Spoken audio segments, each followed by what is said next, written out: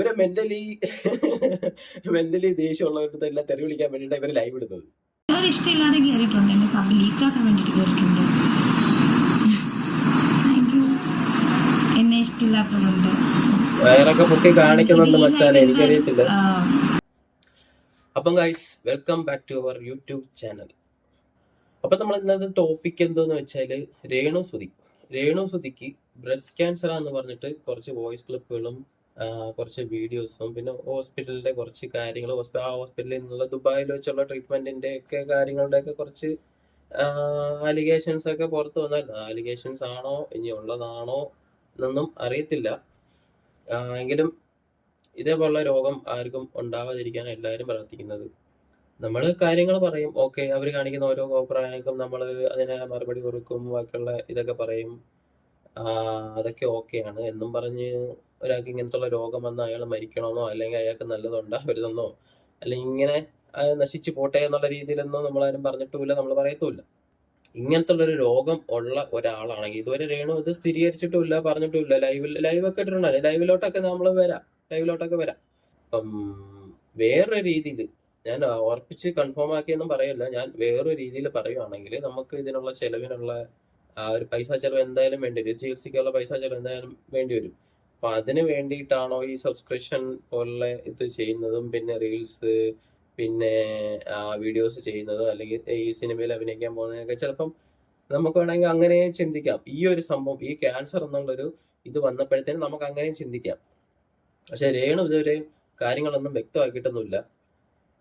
അപ്പം രേണുവിന് ഇതിന്റെ ഇടയ്ക്കൂടെ വേറെ കുറച്ച് പരിപാടികളാണ്. അപ്പൊ ചേച്ചി ഇതേപോലെ സോഷ്യൽ മീഡിയ ഇപ്പൊ ചേച്ചിക്ക് ഇതേ വരുന്ന പുതിയൊരു വിവാദമാണ് ചേച്ചിക്ക് ക്യാൻസർ ആണെന്നും അതിനെ സംബന്ധിച്ച് ഒരുപാട് ന്യൂസുകൾ പല കമന്റുകളും ഒക്കെ വരുന്നുണ്ട്. അപ്പൊ ചേച്ചി എന്താണ് അതിനോട് പ്രതികരിക്കാനുള്ളത്? പല അലിഗേഷൻസും ഇതിനു മുന്നേ ഈ പുറത്ത് വിട്ടവരും ഉണ്ടാക്കിയിട്ടുണ്ട്, നിങ്ങൾക്കൊക്കെ അറിയാം. മെഡിക്കലിന്റെ റിപ്പോർട്ടിന്റെ അടിസ്ഥാനത്തിൽ വരെ പല അലിഗേഷൻസ് ഇതിനു മുന്നേ നിങ്ങൾക്കറിയാലോ ഉണ്ടാക്കിയിട്ടുണ്ട് എന്നെ പറ്റി. സോ എനിക്ക് ഇതിനെപ്പറ്റി ഒന്നും അതുകൊണ്ട് പറയാനില്ല. ദയവേദി ഇപ്പൊ എനിക്ക് പറയാനുണ്ടെങ്കിൽ, എന്തെങ്കിലും എനിക്ക് പറയാനുണ്ടെങ്കിൽ ഞാനത് എന്റെ സ്നേഹിക്കുന്നവർ എന്റെ പ്രേക്ഷകരുടെ മുന്നിൽ ഞാൻ വന്ന് പറഞ്ഞു. എനിക്കിത് ഇപ്പൊ പറയാനുള്ളൂ. എന്നിട്ട് എന്തായിരിക്കും പെട്ടെന്ന് ഇങ്ങനെ ഒരു ഇത് വരാൻ? കുറെ പേര് പറഞ്ഞത് ഇത് ഫേക്കാന്ന്, കുറെ പേര് പറയുന്നുണ്ട്, അവർക്ക് കിട്ടണം എന്നൊക്കെ പറഞ്ഞ് കുറെ നെഗറ്റീവ് അങ്ങനെ വരുന്ന കുറെ ആൾക്കാർ. എനിക്ക് അതിനെപ്പറ്റി ഞാൻ പറഞ്ഞില്ല, ഇതിന് മുന്നേ അലിഗേഷൻസിന്റെ ഒരു നിര തന്നെ എനിക്കെതിരെ വന്ന ഒരു. ഞാനൊരു കാര്യം പറയട്ടെ, നമ്മളെ കുറിച്ച് നമ്മൾ ആവശ്യമില്ലാത്ത ഓരോ കാര്യങ്ങൾ ഇങ്ങനെ ഉണ്ടാക്കി എടുക്കുമ്പോഴത്തേന് നമ്മൾ അതിനെക്കുറിച്ച് എന്തായാലും സ്വാഭാവികമായിട്ടും പ്രതികരിക്കും. അത് വേറെ ഇത് എന്തായാലും പ്രതികരിക്കും.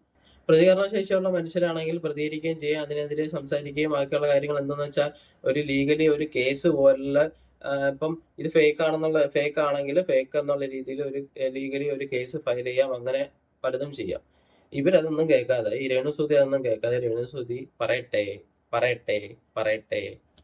നിങ്ങളെ ഭാഗം കറക്റ്റായിട്ട് കാണിക്കണം എന്നുണ്ടെങ്കിൽ നിങ്ങൾ ഇതിനെതിരെ ഒരു കേസോ അല്ലെങ്കിൽ ബാക്കിയുള്ള എന്തെങ്കിലും ചുമ്മാ ആവശ്യമില്ലാത്ത കാര്യങ്ങൾ പറയുന്നതിനെതിരെ കേസ് കൊടുക്കുക, ഇങ്ങനത്തെ ലീഗലി നമുക്ക് മൂവ് ഒക്കെ ആവാം, അങ്ങനെയൊക്കെ ചെയ്യാം.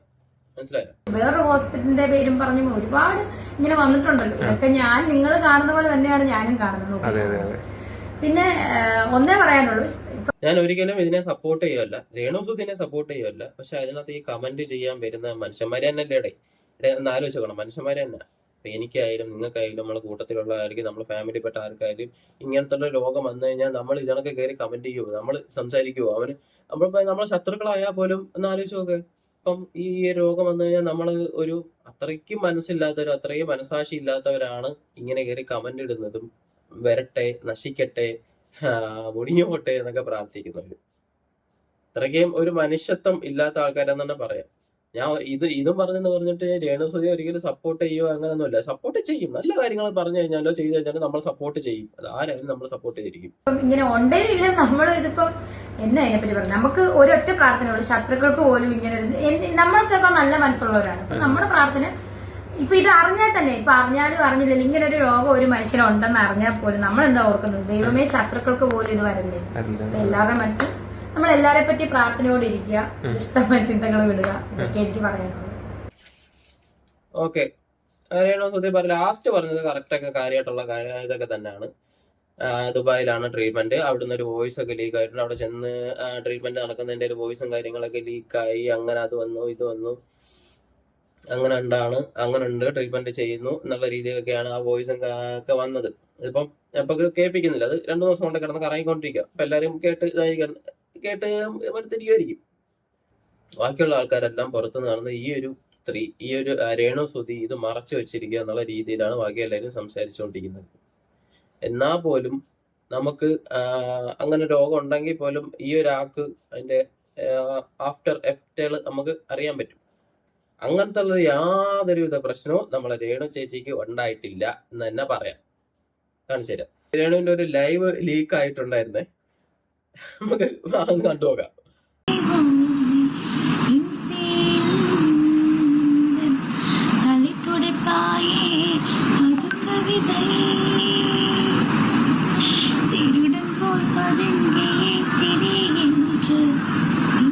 നിങ്ങളൊക്കെ എന്നെ ഇഷ്ടമുള്ളവരാണോ ഇതിനകത്തുള്ളത്? എന്നെ ഇഷ്ടമുള്ളവരൊന്ന് ഇഷ്ടമാണെന്ന് പറഞ്ഞാൽ ഇഷ്ടമില്ലാത്തൊരു ഇഷ്ടമില്ലാത്തവർ ഇഷ്ടമില്ലെന്ന് പറഞ്ഞ കമന്റ് ഒക്കെ ചെയ്യും. അത് ആ ലൈവ് ഇടുമ്പോഴത്തേനെ ലൈവിനകത്ത് ഇപ്പൊ ഇങ്ങനത്തെ ഒരു രോഗം ബാധിച്ച ഒരാളാണെങ്കിൽ നമുക്ക് ഇങ്ങനെ ഒരു സിറ്റുവേഷനിലും ഇങ്ങനെയൊക്കെ കാണിക്കുന്നില്ല, നമുക്ക് കാണിക്കുന്നുണ്ട്. അപ്പൊ ആ ഒരു രീതിയില് നമുക്ക് തന്നെ സ്വാഭാവികമായിട്ട് മനസ്സിലാക്കാവുന്ന കേസേ ഉള്ളൂ. അവർക്ക് യാതൊരുവിധ പ്രശ്നങ്ങളോ അങ്ങനത്തെ ഇതൊന്നും കാണുന്നില്ല. വീണ്ടും ചേച്ചി കണ്ടിന്യൂസ് ആയിട്ട് അഭിപ്രായങ്ങൾ തന്നെ വീണ്ടും കണ്ടിന്യൂ ആയിട്ട് ഇങ്ങനെ ചെയ്തുകൊണ്ടിരിക്കുക. അത് തന്നെയാണ് നമ്മൾ ഈ ലൈവില് കാണുന്നത്. പ്രശ്നങ്ങളും കാണുന്നില്ല, അവർക്ക് യാതൊരു പ്രശ്നങ്ങളും ഇല്ലടിയാ. ഇഷ്ടമില്ലാതെ കയറിയിട്ടുണ്ട്, എന്റെ സബ് ലീക്കാക്കാൻ വേണ്ടിട്ട് കയറിയിട്ടുണ്ട്. എന്നെ ഇഷ്ടമില്ലാത്തതുണ്ട്, വേറൊക്കെ പൊക്കി കാണിക്കുന്നുണ്ട് മച്ചാനെ, എനിക്കറിയത്തില്ല. യൂട്യൂബിൽ വരും. കാരണം മനു എന്ന് പറയുന്ന ആ നട്ടില്ലാത്ത നാറി ഇതിനകത്ത് കയറിയിട്ടുണ്ട്. സോ അവൻ ഇപ്പൊ തന്നെ ഇത് എന്താ പറയാ സ്ക്രീൻ റെക്കോർഡ് ചെയ്യും. ഇവര് ചുമ്മാ ആവശ്യമില്ലാത്ത ഇങ്ങനെ വഴി കൂടെ പോകുന്ന ഏണി വെച്ച് പിടിക്കാന്നൊക്കെ പറയില്ല, അതാണ് സംഭവം. ഒരു കാര്യമില്ലാതാണ് ഇപ്പൊ മനു പ്രോനൊക്കെ തെറി വിളിച്ചിരിക്കുന്നത്. വല്ല കാര്യമുണ്ടോ? ഇവര് കാണിക്കുന്നതിന് കുഴപ്പമില്ല, നമ്മൾ പറഞ്ഞാലാണ് കുറ്റം. ഈ ആവശ്യമില്ലാത്ത വള്ളിയാണ് ഒരു പിടിച്ചോണ്ടിരിക്കുന്നത്. മനു പ്രോനൊക്കെ തെറി വിളിക്കേണ്ട കാര്യം ഒന്നും ലൈവിൽ വന്നിട്ട്. അയ്യോ. സോ അവൻ ഇപ്പൊ തന്നെ ഇത് ലൈവ് പോർട്ടലിൽ ഓക്കെ. എനിക്ക് ഇങ്ങനെയൊക്കെ ചെയ്യുന്നവനെയൊക്കെ എന്താണ്, അവനൊക്കെ റീച്ച് മാത്രമാണ് അവൻ്റെയൊക്കെ ലക്ഷ്യം. എന്നാൽ വേറൊരാളുടെ ലൈവിൽ കയറിയിട്ട് സബ്സ്ക്രിപ്ഷൻ എടുത്ത് ഒരുപാട് ഗേൾസ് ലേഡീസ് ഉണ്ട്. എടാ ചോണയുണ്ടെങ്കിൽ മനു നാറിച്ചെറ്റേ നമുക്ക്. നിങ്ങൾ പിന്നെ എന്താ ഈ രേണു സുധി പിന്നെ സബ്സ്ക്രിപ്ഷൻ ഇട്ടിരിക്കുന്നത് ആൾക്കാർ കാണാൻ വേണ്ടിയിട്ടാ സബ്സ്ക്രിപ്ഷൻ ഇട്ടിരിക്കുന്നത്. നമ്മളത് കാണും, നമ്മളതിന് എന്താന്ന് വെച്ചാൽ അതിനകത്ത് കമന്റ് ചെയ്യും, അല്ലെങ്കിൽ ചിലപ്പോൾ എന്തുകൊണ്ടെന്നൊക്കെ ചോദിക്കും. അതിനൊക്കെ തിരിച്ച് മറുപടി തരേണ്ടത് അതാ. അല്ലാതെ ലൈവ് കയറി ഇരുന്നിട്ട് ബാക്കിയുള്ളവരെ തെറി വിളിക്കലല്ല, ചീത്ത വിളിക്കലല്ല പരിപാടി. ചീത്ത വിളിക്കുകയാണെങ്കിൽ ഉറപ്പായിട്ട് ഏതാണൊക്കെയുള്ള ലൈവ് വീഡിയോസ് പുറത്തു വരുന്നതായിരിക്കും. വേളി കൂടെ പോകുന്ന വള്ളി ഏണി വെച്ച് പിടിക്കുന്ന ഒരു സ്വഭാവം എന്നൊക്കെ പറയത്തില്ല, അത് ഇതാണ്. നമ്മളാരും ഒരു വീഡിയോ പോലും നിങ്ങളെ ആരും തെറി വിളിച്ചിട്ടില്ല. തെറി വിളിച്ച് ഇതണക്ക് നാറി ചെറ്റെന്നോ എന്ന് പറഞ്ഞിട്ട് ഒരു രീതിയിലുള്ള തെറി പറഞ്ഞിട്ടൊന്നും ആരും ഇവിടെ വീഡിയോ ഇട്ടില്ല, ഞാൻ കണ്ടിട്ടുമില്ല. ഈ മനു ബ്രോനെ, അതുൽ ബ്രോനെ, വിവി ബ്രോനെ എല്ലാരും കൂടെ ഞങ്ങൾക്ക് തെറി വിളിയാണ് ഇവരെ പരിപാടി മെയിൻ. അവരാകെ വിടത്തുമില്ല. ബാക്കിയുള്ളവർ കണ്ടോണ്ടിരിക്കുന്നവര് പൂരത്തെറി എന്ന് പറഞ്ഞാൽ ഇവർ ലൈവില് കയറുമ്പോ അറിയാം. ഇവർ ലൈവ് ഇടുമ്പോ അതിനകത്ത് കയറുമ്പോ അറിയാം കമന്റ് വരുന്ന കമന്റ് ഒക്കെ ഒന്ന് കാണണം. എന്റെ പൊന്നോ, തയ്ക്കാൻ പറ്റാത്ത കമന്റുകൾ. അതിനകത്ത് മാത്രം അവര് മറുപടി പറയത്തില്ല. അവർക്ക് അതിനകത്ത് വരുന്ന തെറിക്കോ അല്ലെങ്കിൽ അതിനകത്ത് വരുന്ന അത് കാണിക്കോ ഇത് കാണിക്കുന്നു പറഞ്ഞിട്ട് ഇഷ്ടംപോലെ കമന്റ് വരുന്നുണ്ട്. അതിനകത്ത് ലൈവിനകത്ത് ചാറ്റ് ഇങ്ങനെ വരുന്നുണ്ട്. ഇതിനകത്തൊന്നും ഒരു മറുപടി എടുക്കത്തില്ല. എന്തായാലും ഇതൊക്കെ ഒന്ന് കാണിക്കാൻ വേണ്ടിയിട്ടും പിന്നെ ബാക്കിയുള്ള യൂട്യൂബേഴ്സിനെ ഇറക്കി റിയാക്ഷൻ ചെയ്യുന്നവരെയൊക്കെ തെറി വിളിക്കാൻ വേണ്ടിയിട്ടും ഇവരെ മെന്റലി ദേഷ്യമുള്ളവരുടെ തെറി വിളിക്കാൻ വേണ്ടിയിട്ടാണ് ഇവര് ലൈവ് ഇടുന്നത്. ചോണയുണ്ടെങ്കിൽ നീ ഏതെങ്കിലും ഒരു സെലിബ്രിറ്റികളുടെയോ അല്ലെങ്കിൽ ഏതെങ്കിലും ഒരു ലേഡീസിന്റെയോ സബ്സ്ക്രിപ്ഷൻ സെലിബ്രിറ്റീസിനെയൊക്കെ തെറി വിളിക്കാൻ പോയി അതിൽ പോയി. അപ്പൊ ചേച്ചി സെലിബ്രിറ്റീസ് അല്ല. അപ്പൊ ഈ പറയുന്ന ചേച്ചി സെലിബ്രിറ്റി മാങ്ങാത്തൊല്ലി, എനിക്ക് തിരിയത്തില്ലടാ, അതുകൊണ്ടാ പറയുന്നത്. ആ സാധനം അല്ല, അതൊന്നും അല്ല. പിന്നെ ഇന്നാളൊരു വീഡിയോക്കകത്ത് പറയുന്നിട്ട് ഞാൻ ഭയങ്കര സെലിബ്രിറ്റിയാണ്, അതാണ് ഇതാണെന്നൊക്കെ പറഞ്ഞിട്ട് ഇങ്ങനെ പറയുന്നതായിട്ട്. ഇപ്പൊ എന്താ അങ്ങനെ പറയുന്നത്? ചേച്ചിയും സെലിബ്രിറ്റി ഒന്നും ഇല്ലേ? ഇപ്പൊ തെറിബിലിറ്റി ഇതൊക്കെ കണ്ടിട്ട് ഇവർക്ക് യാതൊരു പ്രശ്നമില്ല. ഇവര് കാണുന്ന ബ്രസ്റ്റ് ക്യാൻസർ എന്ന് പറഞ്ഞിട്ട് ഇത് ആരുടെ അടിച്ചിറക്കിയ ബ്രസ്റ്റ് ക്യാൻസർ വന്നിട്ട് ഒന്നുമില്ല, വെറുതെയാണ്. ഇവരായിട്ട് തന്നെ ഇനി ഉണ്ടാക്കിയ ഒരു വോയിസ് ഇട്ട് ഇങ്ങനെ മീഡിയക്കാർക്ക് ഇട്ട് കൊടുത്തയാണോ എന്നൊരു സംശയമുണ്ട്. പോട്ടെ. രേണുസുതിയാണ്. ഞാൻ അങ്ങനെ ഒരു വീഡിയോസ് കണ്ടാലും അധികം പ്രതികരിക്കാത്തതാണ്. ഇന്ന് വേറൊരു വീഡിയോ ഞാനിന്ന് കാണിച്ചു തരാം.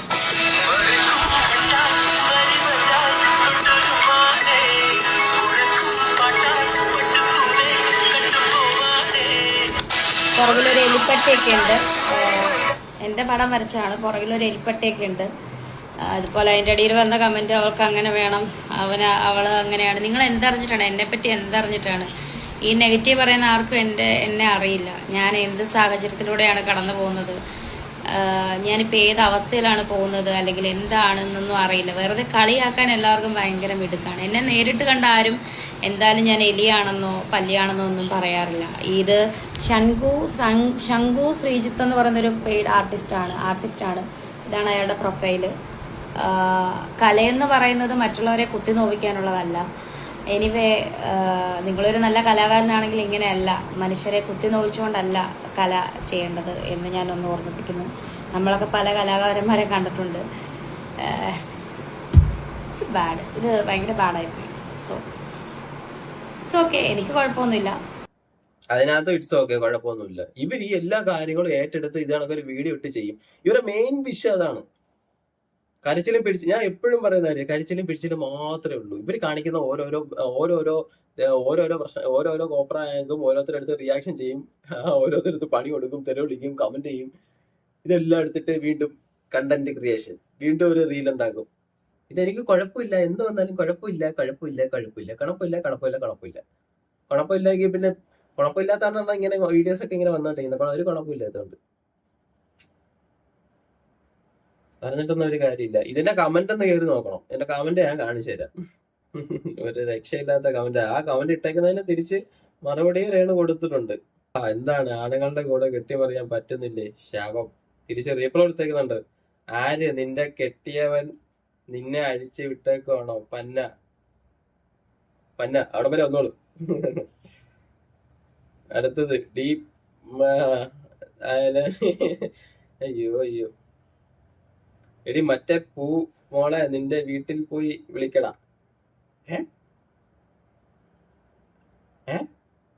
എടി മറ്റേ പൂ മോളെ നിന്റെ വീട്ടിൽ പോയി വിളിക്കടാ.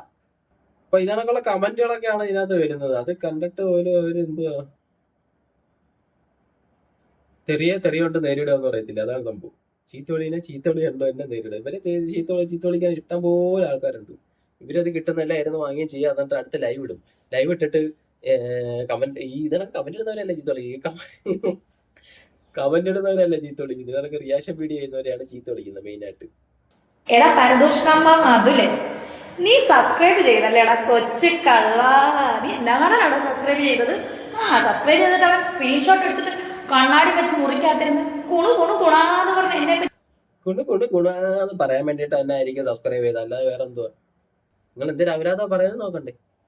അതിനകത്ത് കയറിയപ്പോഴല്ലേ മനസ്സിലായേ പല രീതിയിലുള്ള പല സംഭവങ്ങൾ നടക്കുന്നുണ്ട്. അതിന്റെ കൂടെ തന്നെ യൂട്യൂബേഴ്സിനെ എല്ലാം പച്ചയ്ക്ക് ചീത്തയും വിളിക്കുന്നുണ്ട്. അതാണ് ഇതിനകത്ത് നടക്കുന്നത്. അവർ വിടുവോ യൂട്യൂബർമാരെ ചീത്ത വിളിച്ചു കഴിഞ്ഞാൽ?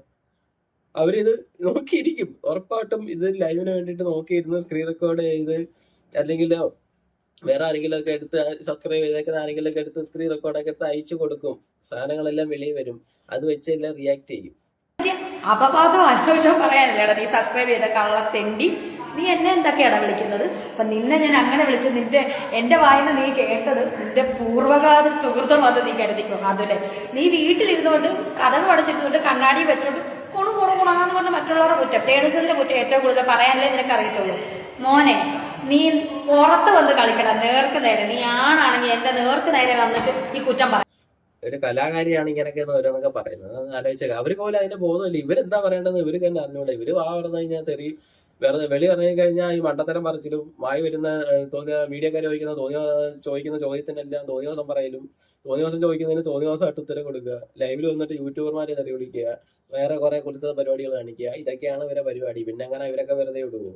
അപ്പൊ ഈ നേരത്തെ പറഞ്ഞ കണക്ക് ഇവർക്ക് ബ്രസ്റ്റ് ക്യാൻസർ ഉണ്ടോ ഇല്ലയോ എന്നൊന്നും അവരും പറഞ്ഞിട്ടില്ല, നമുക്കും അറിയത്തില്ല. ഇതിനൊക്കെയുള്ള കുറെ ഇത് വരുന്നു. അപ്പൊ അതിന്റെ കുറെ ചികിത്സിച്ചതിന്റെ റിപ്പോർട്ടും കാര്യങ്ങളൊക്കെ ഇങ്ങനെ വന്നുകൊണ്ടിരിക്കുന്നു ഓരോന്നൊക്കെ. ഇതൊക്കെ സത്യമാണോ അല്ലയോ എന്ന് അവര് തന്നെ പറയണം. അവര് പറഞ്ഞെങ്കിൽ മാത്രമേ എന്തെങ്കിലും നമുക്കത് കൺഫേം ആക്കാൻ പറ്റുള്ളൂ. പിന്നെ ഇങ്ങനത്തുള്ള രോഗമൊന്നും ആർക്കും ഉണ്ടാവരുത് എന്ന് മാത്രമേ നമുക്കെല്ലാം പ്രാർത്ഥനയുള്ളൂ. ഓക്കെ, അടുത്തൊരു വീഡിയോ കാണുന്നവരെ എല്ലാവർക്കും ബൈ.